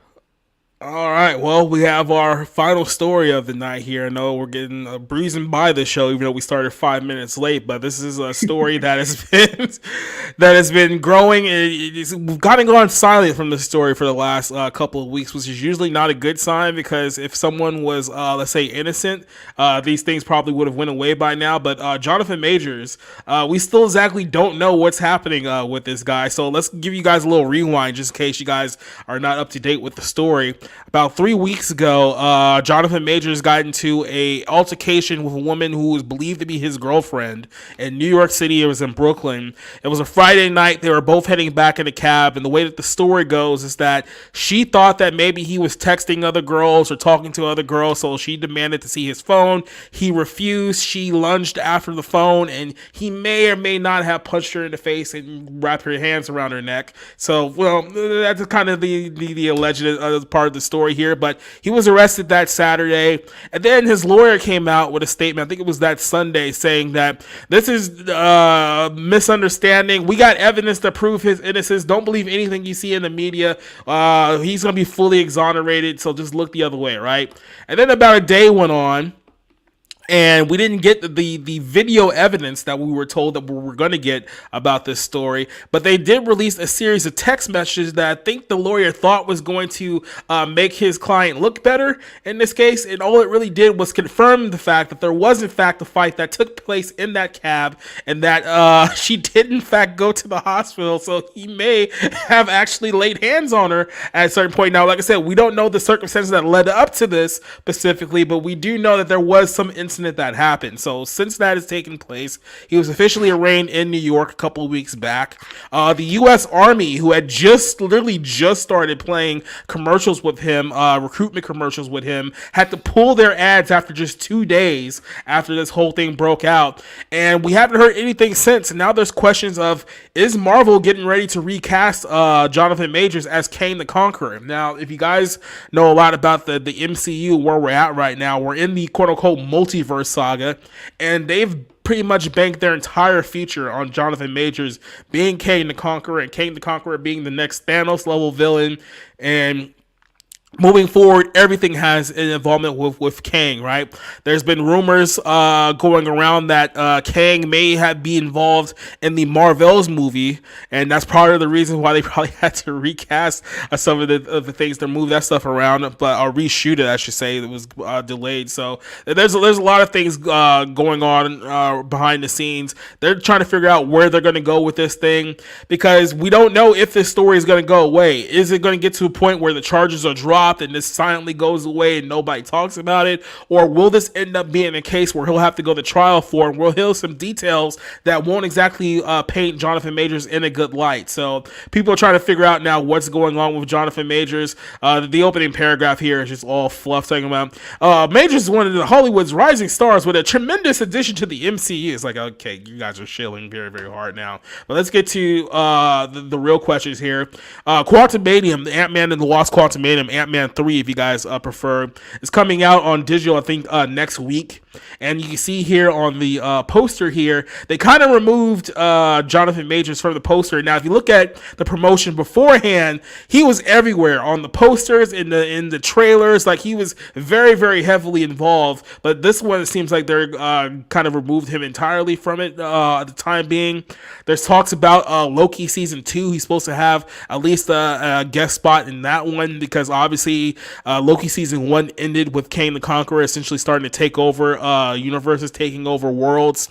So he's going to have a key role in that one as well. We don't know whether his role is going to be reduced for that series. Grace Randolph, who I guess a lot of people really don't like, especially James Gunn, said that the teaser trailer is coming out for Loki 2, and at the moment, Jonathan Majors is still in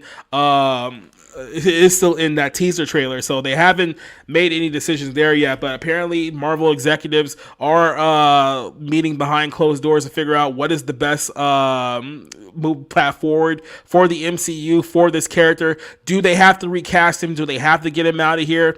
I feel like if they are forced to recast him because this story won't go away or things will get worse, I don't know if the MCU can recover from this, honestly, because they were already on a downward spiral before this whole thing happened, and they literally banked their entire future on this guy being a megastar for the next 4 or 5 years. And if he gets popped, not even the first year in, because he may not have beat up his girlfriend in a cab in New York, it's like, there's no way you're going to recover by simply just recasting him, hoping that the audience just pretends like, hey, that guy's not the original Kang from Ant-Man 3 that you put all the hype promotion into. So I don't know where we go from here.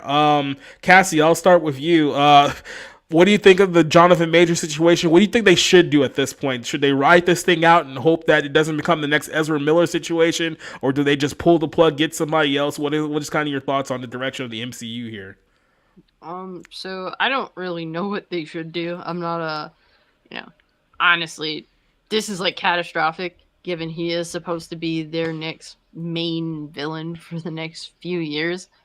What they'll probably end up doing is just saying fuck it and ignoring it entirely. I mean, like, what's to stop them? Look what Ezra Miller has been able to accomplish over the past couple of years. Why would they choose to walk away from Jonathan Majors? At least he has his skin color on his side, right? I mean, like just throw all the diversity things here. Maybe out of nowhere he'll turn non-binary and all that shit.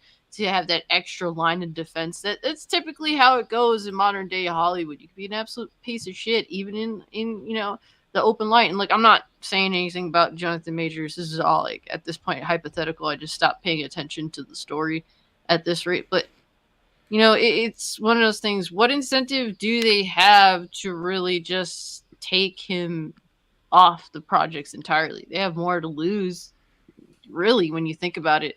So what's to stop a mega corporation that's already genuinely a hot steaming pile of shit and narcissistic and really messed up in nature in modern day? What's to stop them from just riding this bullshit out? Yeah. And it's funny. I'm thinking to myself right now while you said that. It's like this would be the perfect time for like a Jonathan Majors, Ezra Miller like buddy cop movie where they're just like beating the hell out of women. It would be like the best. Don't really tell me you wouldn't pay money to go see that. I would pay money to go see that. Yes. So listen, I would be up for writing it. Yeah, there you go. Look, this guy's pretty recent on the scene. He was in that all-black Western that Netflix did a couple years ago. He's Kang, which doesn't mean anything to me. He was in Devotion, which almost felt like an ad for the Army, even though he's flying jets, I think, for the Navy. But, and he was in that Lovecraft Country, which I refused to watch, which wanted to paint H.P. Lovecraft as racist. So everything the guy's involved with are things I'm not really that interested in. I certainly hope I hope he didn't do this, just as a human being. And I hope he can get his name cleared, but it just depends what the evidence shows, I don't, at this point it's up to the prosecution if they have a strong enough case. But yeah, we'll see where this goes. I just saw that video posted. I'll talk about that in a second. But for me, I just feel like with this whole situation, his lawyer should have said nothing. Like, just say that. Just put like, "Hey, look, we feel like this case will, at least we feel like his name will be cleared once the evidence is out," and left it at that. The fact that they were panicking, because I'm pretty sure internally he was thinking, or his lawyers was thinking that hey, look, I'm the guy. Disney got a lot of money riding on me. I haven't exactly blown up just quite yet. I haven't gotten that Avengers check just yet. So this whole thing could look very, very bad on me. Put out anything you could possibly could put out that may make me look bad or try to clear my name. And they released those text messages, and I think that was a massive mistake, because at least when the initial report came out, there was that in between. It's like, look, we don't know the facts yet. We haven't really heard anything about that. Let's give him the benefit of doubt, at least for now, right? And then you put out those texts, and then you kind of confirm what the initial report actually said. So now people are thinking, it's like, oh, okay, this guy's really guilty, and he's basically just trying to cover his ass to protect whatever paycheck that he has coming out here. I think it was Neo who mentioned earlier that people are accusing Michael B. Jordan of stabbing him in the back because Creed 3, I think, is out on HBO Max now, if I'm not mistaken, or on one of those streaming services. Already? Yeah, like I said. Yeah, his movies haven't performed particularly that well at the box office. Let's just put it that way. But and then of course with all the footage for the Creed 3, Jonathan Majors has been largely replaced out of that already. So they're downplaying him because they don't want to be associated with this. So it's like somebody in Hollywood has to know that something's coming, right? Because at this point they wouldn't be distancing themselves this much unless they knew that this is probably a lot worse than what's been reported so far. So I don't know. For me, I just find it hilarious. It feels like, as far as the MCU goes, they haven't had a plan for any of this since this whole thing started after Endgame. Like, Endgame was their big blow-off, and now it's like, okay, how do we keep this thing going? So they thought, oh, multiverse. They went through entire Phase 4 that meant absolutely nothing, didn't tie in anything, and now it's like, okay, now we're going to start off for the Kang Dynasty, and as soon as they got started, boom, this happens. So now they're just in an island by themselves. And here, look, it's Disney at the end of the day, so I can't feel bad for them, especially after all the stuff that we just talked about here tonight. But I mean, it is what it is on that front. Orange, you still there?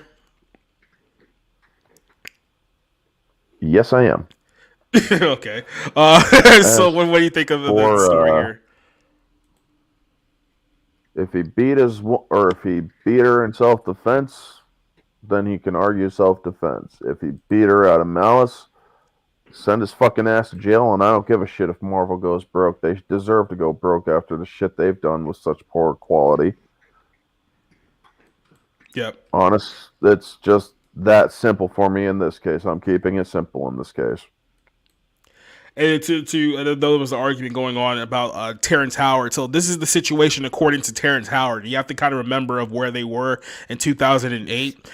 Terrence Howard at the time, believe it or not, was a bigger star than Robert Downey Jr. in 2008. The studio felt like they were taking a major risk with Robert Downey Jr. given his past with drug issues and an arrest and things of that nature. So Terrence Howard, who was coming off of the Hustle and Flow hype and all that other stuff, they gave him the marquee and hoping that he can work and have chemistry with Robert Downey Jr. with the first Iron Man movie. So when the first Iron Man movie blew up, when it came to renegotiate for the second Iron Man movie, Terrence Howard was paid more money than Robert Downey Jr. for the first Iron Man film. But when it came to the second one, instead of upping his pay for the movie, they were like, well, Robert Downey Jr. is a star here. We can make another Iron Man without you rather than without Robert Downey Jr. So because of money situation, because Terrence Howard wanted more money for the second film, and Disney or Marvel didn't want to pay him that much, they ended up just getting rid of him altogether and replacing him with Don Cheadle, who ended up being Rhodey / War Machine for the next movies going forward for that. So that's kind of what happened with the whole Terrence Howard thing. Disney essentially didn't want to pay him at the time to continue being that role because they knew it was going to cost him a lot of money. Yeah, like I said, I was surprised that SJWs did scream racist. Yeah, I mean, trust me, there were people out on Twitter, especially on Black Twitter, trying to say that, oh, that's what he gets for having a quote-unquote white girl. Keep in mind, we haven't even seen this girl's face yet. I don't think there's been any photos of the woman accused of, who accused him of hitting him in Brooklyn or anything like that. But there are people out there trying to play the race card, saying that he's a victim because, he's black and they don't want a black man to succeed. Like, this is how warped these people are. So well, the first, from the communities I'm involved in, as soon as there was the first sign that maybe he didn't do it, they just wrote it off as bullshit, and everyone kind of just moved away from it already. They don't want to readdress the new evidence or the new situation that has seemed to have come to light. I don't know, man. It's sad that we can't get real answers anymore. Everything even just seems to be in question. If you look at, Lance Reddick's, death, can't even get answers to that. Like, it's just nothing. Everything is just one big shit show, with no answers, nothing. Lots of speculation. And I appreciate the Cassie rants in the meantime, for what it's worth. Mm-hmm. Well, like as Disco would always say, this is all speculation. We don't know. So, but yeah, I mean, it's like I said, it's sad on one front. Then on the other side, you have to look at the perspective of, like I said, it's Disney. So I mean, if anything that makes Disney suffer, I'm totally down with. And then you also have those people who are waiting out in the wings saying that, well, now that he got arrested for this one thing, now I can tell you that actually Jonathan Majors has always been a dick, even though I never said anything up to this point until he got arrested, and I can use that to I guess further throw dirt on his downfall. So it's like, when I hear people like that, it's like, okay, even if what you're saying is true, you're still kind of a bitch for waiting until the guy got arrested to come out with all this. Oh yeah, he's a terrible person, by the way. I hope you guys know that. So it's like, yeah. Yeah, I definitely would prefer Terrence Howard stay over Don Cheadle, because I like Terrence Howard as a person way more than I like Don Cheadle. I can say the same thing about Edward Norton over Mark Ruffalo, but then again, I mean, that was old Disney. That was before they were making like billions of dollars with all these film franchises, and they thought that they weren't worth the time and the money. And now here we are now, and our next project is the Marvels, Captain Marvel 2. So we've come a long way on this dumpster fire from the original Iron Man movie. So yeah, well, I guess that's a good happy note to go ahead and end this show and wrap things up. Don't you guys agree? So I took one look at that trailer and I'm like, okay, who the fuck is the kid? And that's the problem. They're connecting shows and movies. What if people don't have access to Disney Plus? Then you're SOL, because you're supposed to be watching Disney Plus in order to know what's going on in the movie. So if you don't know either, and then you're gonna miss out then, loser. Yeah, you don't want to be a big dumb loser, dog. Because I won't watch that Kamala Khan bullshit because honestly, that's not Kamala Khan or her powers. Well, first of all, the whole Miss Marvel thing, let me give you guys a little history about how we got here.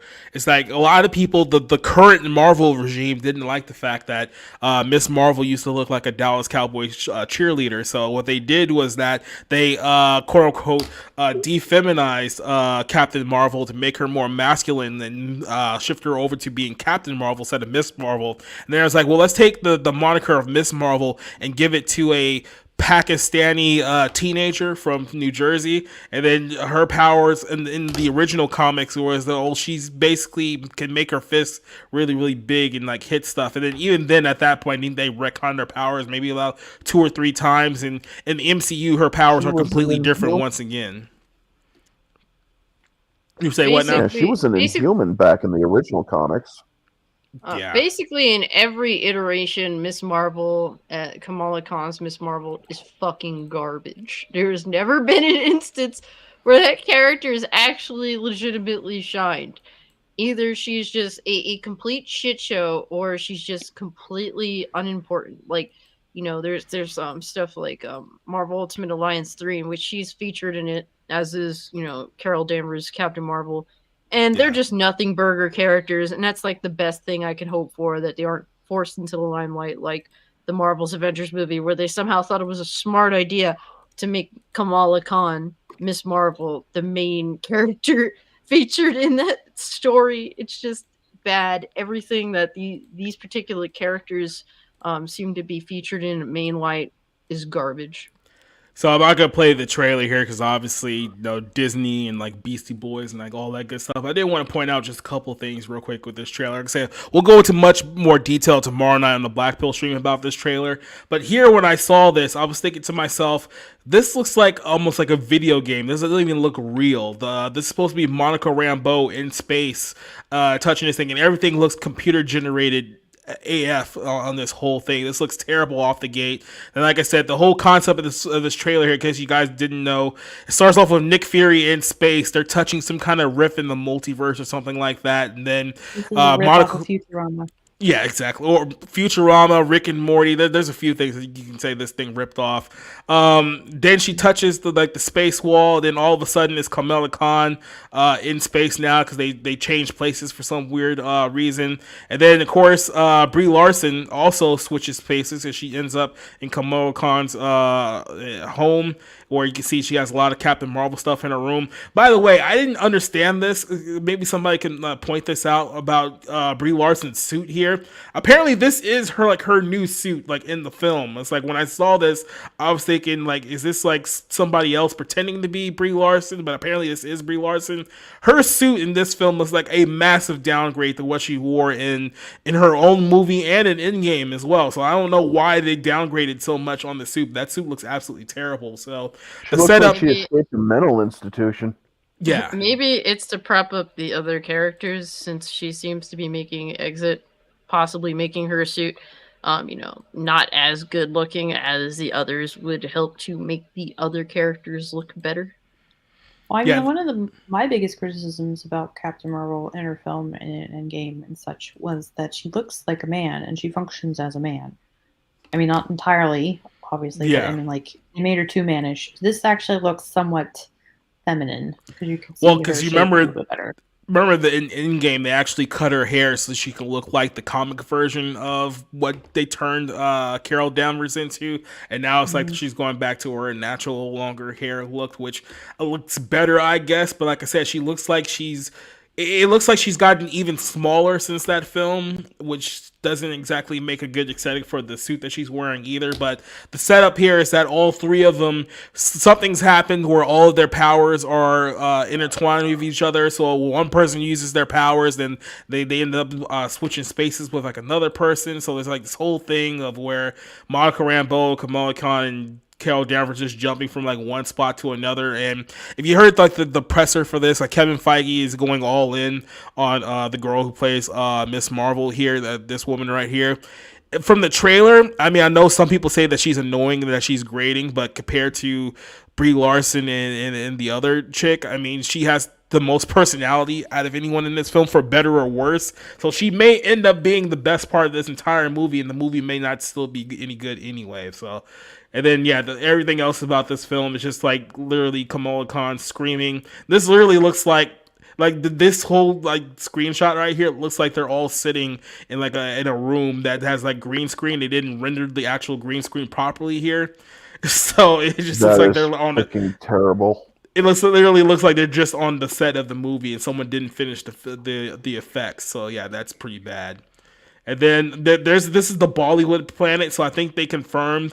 We did an article months ago about there being like a musical number in this movie as well, and it looks like that rumor was true. So Brie Larson is in another movie.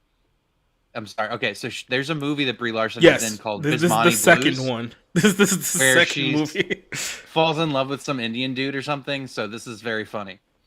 Yes, so they're literally doing it again. So yeah, you see Brie Larson's is back in the space Bollywood planet, and then there's this Asian guy right here who we're just gonna call Spencer for the point of this video. Okay. And then this is the shot of the trailer right here. All three of the women in their super suit, and it's like I guess Brie's suit looks better here than it did before. I mean, Monica is just kind of like iffy and whatnot, and then it's like the poor girl over here. It's like they just made her suit like kind of like frumpy because she's not exactly in the. Is she fucking obese? Is this like are we pushing little fat piglet Miss Marvel? Like this is what we're doing? She's not Lizzo. She's not quite that big, but it's also she doesn't have the body of what you would consider a stereotypical superhero either. So yeah, she's a couch potato.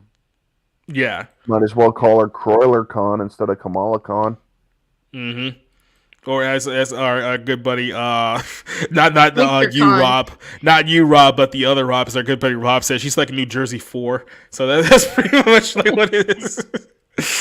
Yeah, and then this is your movie that's been delayed 5 times and is now going to come out in November now. So there's going to be a lot of female representation in this film. Yeah, I absolutely have no interest in seeing it. Yep. So there you go. I saw the trailer and I'm Rick's like, not here. I'm sorry, but this does nothing to me. Yo, it's crazy that Brie Larson is in the best shape of all 3 of these women. Yeah, and even like I said, it's like Brie Larson's like the opposite problem of that other chick, where Brie Larson looks like she's way smaller than she was in like the previous films. So it's like, yeah, you got it. This whole thing's gonna be a mess. Like it's just gonna be just an absolute mess. Yeah, no, maybe so. It wasn't. It's just like nope. It's like, every angle is a bad angle. Right. There you go. I'm not gonna lie though. When making herself look like she had an ass by putting fucking butt implants on her YouTube video. I will say this though, this one shot of the movie where Brie Larson, like for a split second, I almost forgot she's just completely insufferable. So I mean, that is a victory in and of itself, right? Like I was hearing rumors of this like months ago. Like if you listen to our guys, Midnight Edge, Tom, Culture, and like those guys, they were talking about this like months ago about how Brie was upset because apparently she has been downgraded in this film. If you see the trailer, she's not really in it as much as you would think. Considering the fact this is basically Captain Marvel 2, they get more focused on like the other characters, but she's apparently not happy that she's been downgraded in this role. There's rumors that they may try to like phase her out entirely after this film. We'll have to figure that out. And from what I've heard, like to be completely honest, from what I've heard, Brie Larson is just not a likable person, like at all. I think I've even mentioned this on this show a few times. She that did it to herself. Yeah, because it's not even like political. It's like, oh, you guys don't like her because she's a woman. It's like, no, even people who work with her don't like her. So people who would otherwise be on her side politically cannot stand working with her because she's insufferable to be around. Like that's the problem. Like she's always been the problem, and they've always tried to use the sexist line as kind of like cover for the fact that nobody likes being around Brie Larson. Like you guys all saw the interview she did with Chris Hemsworth and Don Cheadle Brazil years ago when they were promoting Endgame. It was like they wanted to wring her neck, but they couldn't because they were literally doing an interview right now. Like you could see from the body language, they did not like her at all. So. Yeah, so and keep in mind, that's the other big thing too, Boba Fett reminded me as well. This movie's been sandwiched in between Dune 2 and the Hunger Games prequel. So this movie has absolutely no chance of being a success. So I think they're just counting their losses at this point and saying, hey, look, we'll just move on to, I don't know, Captain America 4 with Anthony Mackie. Maybe that one would be a success. You can try to do the Black Panther promotion again. She has a very similar trajectory to Jennifer Lawrence, where she won her Academy Award, and then it was like she could treat people like shit or something.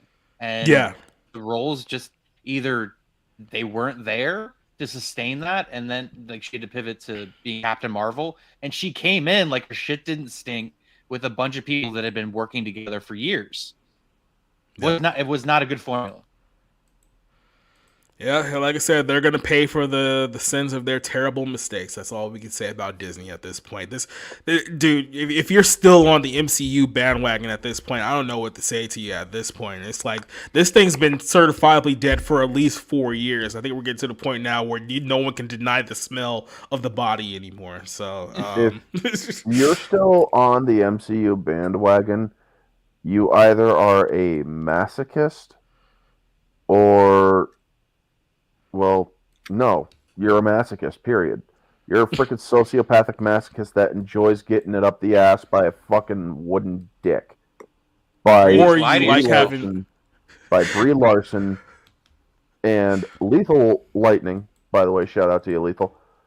He's probably, or that dude is the biggest playful simp for Brie Larson, and I don't even think he's going to watch that movie.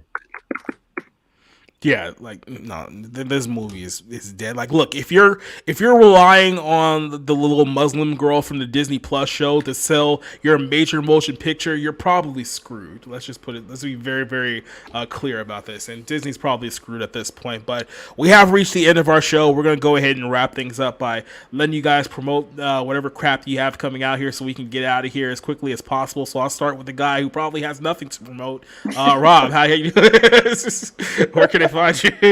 Yeah, I'm doing great. My Twitter there is at the bottom of the screen. That's where I am at most of the time. So just check out my thoughts on movies. I'm usually watching something. And I have a few reviews to do this week. The Super Mario Brothers movie isn't going to be a very long review. I'll be lucky if I can get 200 words out of it, because there's just there's not a whole lot there to talk about. And then the other one is Air, the movie literally about a shoe. Which was better than I thought. It was like that movie Tag, like where the hell did that movie come from? And it was actually decent. So check out my Twitter. I'll have a few reviews out this week. All right. Johnson here has something that she wants to promote on the private chat, but it's not your turn yet. It's Cassie's turn. What do you got coming up, Cassie? Well, if you guys are looking for something to watch, I just dropped like 3 videos today, so definitely go check that out. And we got the Too Real for Feels podcast this Thursday at 8 p.m. EST, where I think we're just going to trash the Marvels movie, take shots at it, because that's kind of just what I'm into. All for mocking and shaming trash entertainment. And we're going to talk about other things like Jet Set Radio making a comeback. So if you're into any of that, definitely tune in. And I always got something going on, guys. Just, follow me on Twitter. That's where I pretty much update everyone on everything. And follow me on YouTube. Also, Kick. Definitely, if you like Twitch, check out Kick as an alternative. It's pretty cool. Yeah, I have to check out Kick. I know you've been saying that for weeks now. I definitely need to get on that one.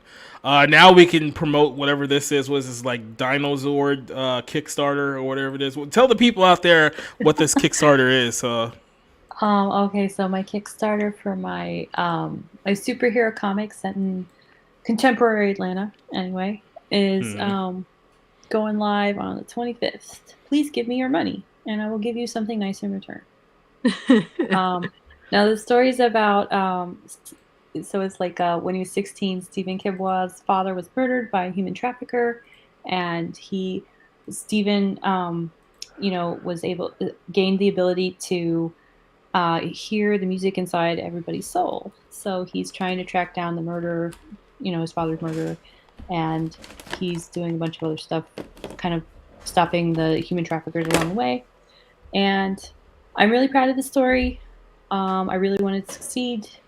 It was like really, I really love this character. Yep. And I know people will too. So buy 2 copies, you know. Would you please shut the hell up? I knew that was coming, and that was it. So Yeah, well, like once you started like tailing off there, it was like, okay, I mean, I can't just like I'm not do good it. at selling stuff. So. You have to prove that. Marketing, Orange Hat, what do you got coming up?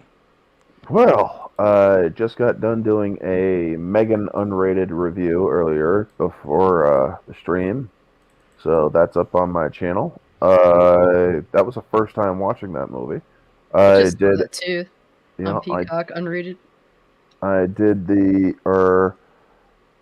I did a video earlier this morning on Christ, I can't even remember what the heck I reported on.